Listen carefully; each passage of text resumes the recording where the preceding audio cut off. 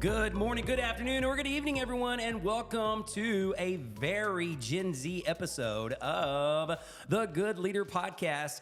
I say it's a very Gen Z episode because we're going to dive right in. Today, we are going to talk about a couple of prime lessons about leadership. I'm talking deep stuff, the heart stuff that have hit me lately. That's going to be the back half of the episode. Really, things just that it's like, wow, that's kind of deep, contemplative. It's not I got 3 things, I got a list of 6, I got the top 10 ways to this. Is like, you know what? I've been in leadership in various roles for several years now, and there are a couple of harsh truths. Yeah. And not harsh truths like I'm going to be mean to you, but like, wow, that's kind of a tough lesson. Mm-hmm. And I'm going to share a couple of those at the end of the episode. But before we get into that, it's going to be much, much lighter hearted because I don't want to be all heavy. And one of my favorite lighthearted things to do is go at you in Gen Z land.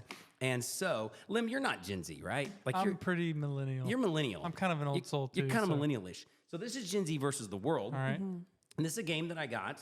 So this is right here. This is me and you versus Jess. I think it is. Well, what I think it's going to do is going to be me and you versus Jess, and you're going to be like I'm more Gen Z on that one. Okay. I'm more. You know what I'm saying? Okay. Cool. Because millennials, you can be shaded either way. It's like, wow, I'm really man. Wait, you're not a millennial, right? I am technically, but here's the thing: I'm directly on the line. Okay. And I'm a millennial-ish.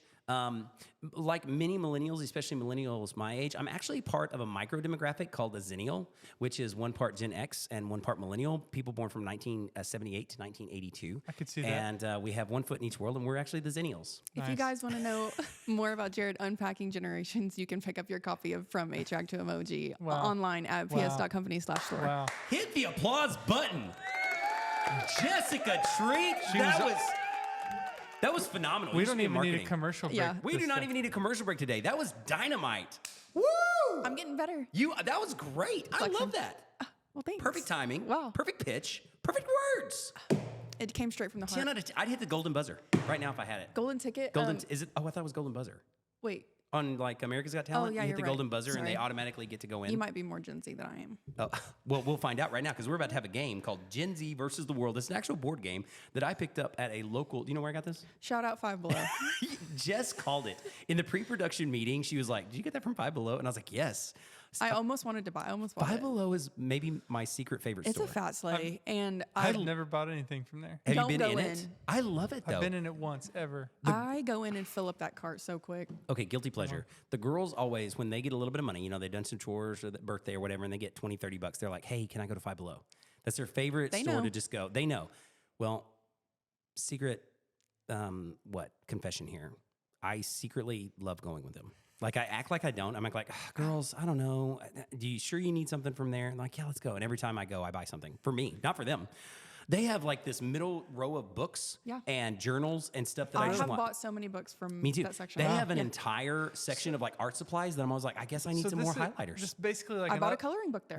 Is it like an upscale Dollar General, right? Great description, yes. Great. Except there is something about their aesthetic that they have nailed it. They're following the trends very closely. They really are. Cool. They are nailing the aesthetic to where I want to go in there and I want to buy stuff. So, hey, this is, you know what? Five Below, you should sponsor the podcast. Used to be, so there you go. But I bought this Gen Z versus the World and it's questions. So we're going to go back and forth. Lim, you're going to see where you land because you're, like I said, you're in the middle. So the questions are, I've got the world questions, which are non-Gen Z questions, which I will ask. And we'll see if Jess knows it and then vice versa.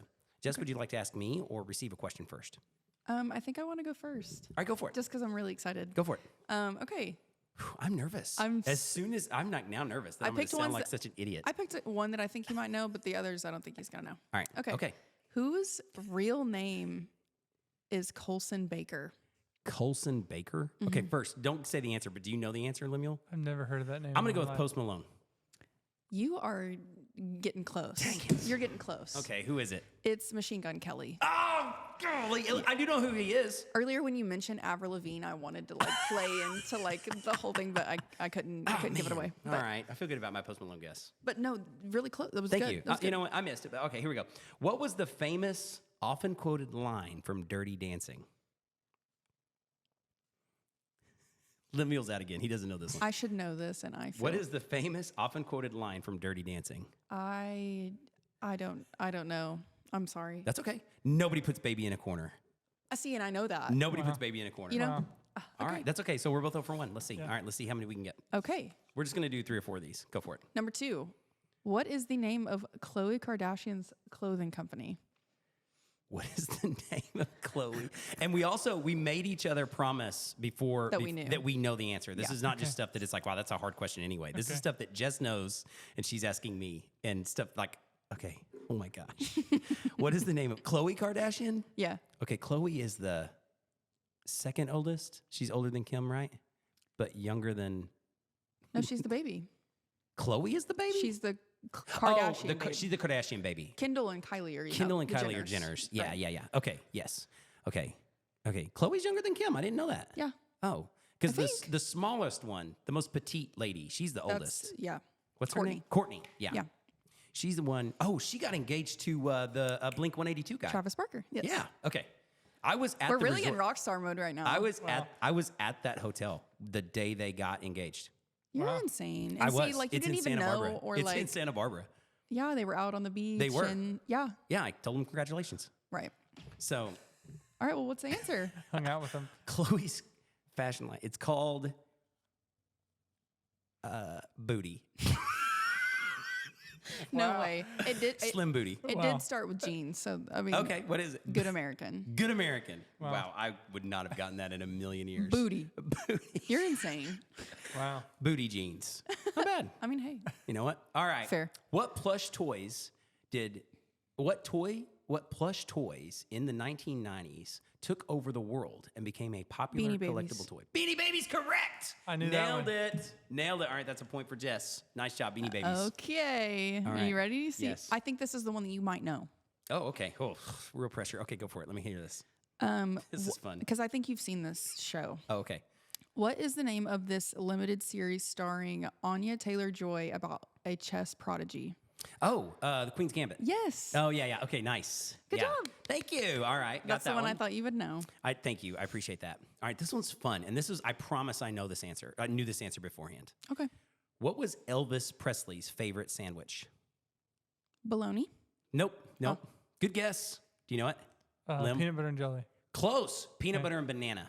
Famous peanut butter and had banana heard that. sandwich. Have you seen the new Priscilla Oh, yeah. movie? Oh, no, Priscilla. I've seen the Elvis movie. You should watch Priscilla. Ooh, who's in that? It I don't know who that is. I haven't seen anything about it. All right, I'll check it out. Priscilla. Who is it? It's I forget.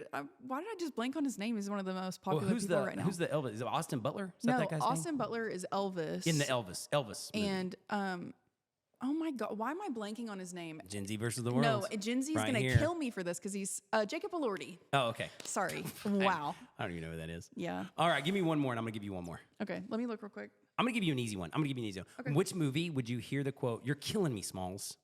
Sandlot. Sandlot. Nice. Yeah. I said that was an easy one. Great I movie. feel like that. I feel like that was very young though. I mean, like that's definitely a millennial movie, but Yeah. It's kind of bleeds pretty into Gen timeless. Z. I Yeah, guess a lot it's of pretty peop- timeless now. Okay. Okay. All right. Here we go. Give me one more. We'll be done with this. In 2020, what singer became the youngest artist ever to have 7 #1 albums? It's got to be Taylor Swift, No, right? it's a guy. Wait. Okay. I'll give you another Well, then say it guess. again. What 2020? In 2020, what singer became the youngest artist ever to have 7 #1 albums? 7? No, is it Justin Bieber? Yeah. All right. Good job. Well, those are two heavy hitters, Taylor Swift and Bieber. Yeah. But he's had 7 #1 albums. And I own every single one of them on CD. Fun Wow. fact. Okay. Well. CD. Yeah. Not If you- even. Wow. Yeah. Nice. Nice. Now, I will age myself because if you would have just said how many albums does Justin Bieber have, I would have guessed 3. Oh, wow. What? Seriously, like Wow. I No, would have he's thought got- like, oh, He his does early, have a lot. like when he was young, like the baby stuff. He's got My World 2.0, Wait, hold- My anyone- World anyone? Acoustic, No, what's the one where he's like, Journals. he's like a boxer laying down on the ground. That's the cover. Oh, that's The song "Anyone" is on there, which is my favorite Justin Bieber song. from Who's Justice Beaver? Justice. I'm kidding. That song is from Justice, his most recent Oh, album. okay. I like that one. Yeah. All right. Hey, this segment has been brought to you by Five Below. For all of your unessential needs, check out Five Below. Need a sweet graphic tee? Check out Five Below. Need some new art accessories? Check out Five Below. Need a random inflatable for your tool? Five Below. Dog toy? Five Below. Hey, whatever you don't need, they have it at Five Below. I will be reaching out to Five Below personally after this to let them know that. Honestly, that's what they're whatever you don't need, they have it at Five Below. Yeah. That's pretty good. Yeah. That is a good description of Five Below. in my Don't need book. but may want. Yeah. Okay, well, I have to leave. All right. Well, Jess, we'll see you later. You're going to real. miss out. Do you have time? No, you don't have time. See you later. You're going to miss out. I'm just going to rant for a little bit, but I am going to share. It's still Women's History Month, so I have some historic women. Let me ask you this. Talk about Gen Z versus the world. Do you happen to know who, let me find, I've got lots and lots and lots of historic ladies that you probably have never heard of, but this is one that I actually had heard of. Sybil Ludington. Do you know who that is? No. Sybil Ludington, of all of these, she's the one that I thought people might know. Sybil Ludington. All right, before we go to the break, here she is. Sybil Ludington, the reason we know about her is that we went to Williamsburg, Virginia, like colonial Williamsburg. Great place for a vacation, by the way. Super fun, historical. You learn so much. That's it's really random, cool. but yeah. It's awesome. Okay. Oh, my gosh. If you love history, especially, Williamsburg is Context fantastic. is my last strength. Sybil Ludington, she is the female Paul Revere. Paul Revere is one of America's most beloved folk heroes. Songs, poems, and even beer bottles commemorate his midnight ride. But few people know that a 16-year-old girl performed a similarly heroic feat. In 1777, Sybil Ludington rode nearly 40 miles, more than twice Revere's distance, to warn her father's militiamen that the British were coming. Late one evening, a messenger warned the Ludingtons that the British were looting Danbury, Connecticut. Young Sybil volunteered to rouse the scattered militia and rode from 9 p.m. until dawn on a man's saddle with nothing but a stick to ward off bandits. Just think of that next time your quads are burning its soul cycle. Ba-doom-tsh. While the militia was too late to save Danbury, they eventually drove the British back to their ships. Locals and General George Washington himself thanked Sybil for her role, but it wasn't until 1935 that a statue was erected in her honor in Carmel, New York. Ladies and gentlemen, today's outstanding woman of history, Sybil Ludington. Way to be in the right time. Classic man operating the soundboard over there, am I right? There's like so many pages of sounds I have to cycle through. All right, get out of here, Jess. Thanks for joining us. When we get back from this small break, we're going to talk about Jared's leadership lessons.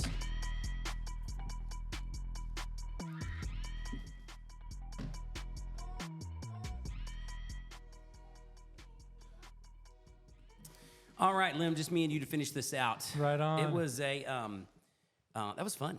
Yeah. I like those Gen Z versus the world questions. Every time we do trivia, I just realize I am so low on my knowledge of pop culture. I don't know how to catch back up. I feel like I've lost time. I want to catch back up. But where do you start? I don't know. If you're trying to start, like where do you go? I mean, like I that. don't know. Especially Jess's questions; those were pretty hard to me.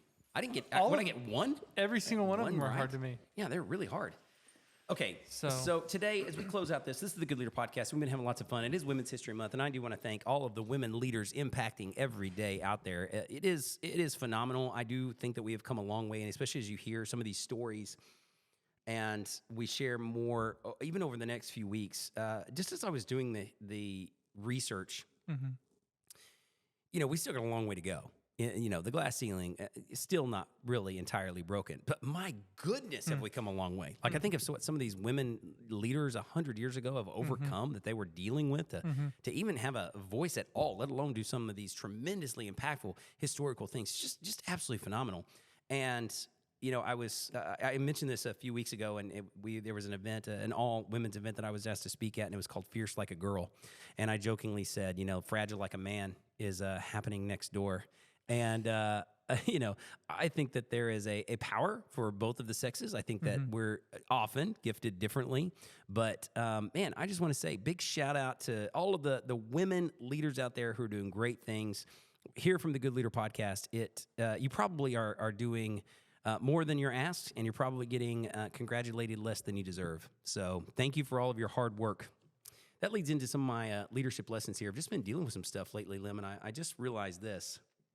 And I thought it was appropriate to share on the podcast. We talk about good leadership.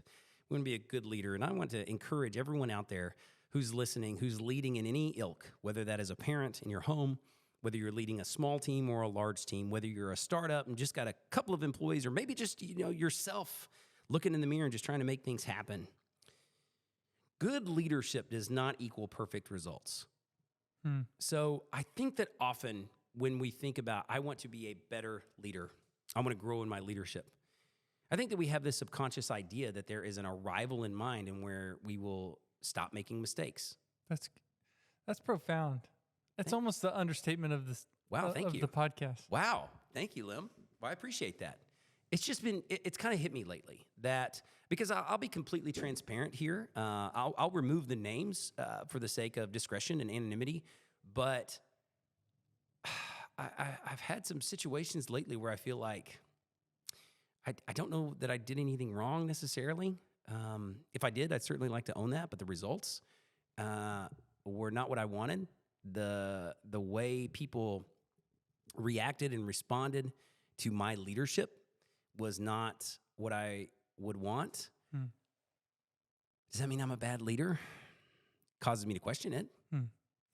But it makes me think of that statement. Now, I'll repeat it, and then I'd love for you to unpack it. That good leadership does not equal perfect results.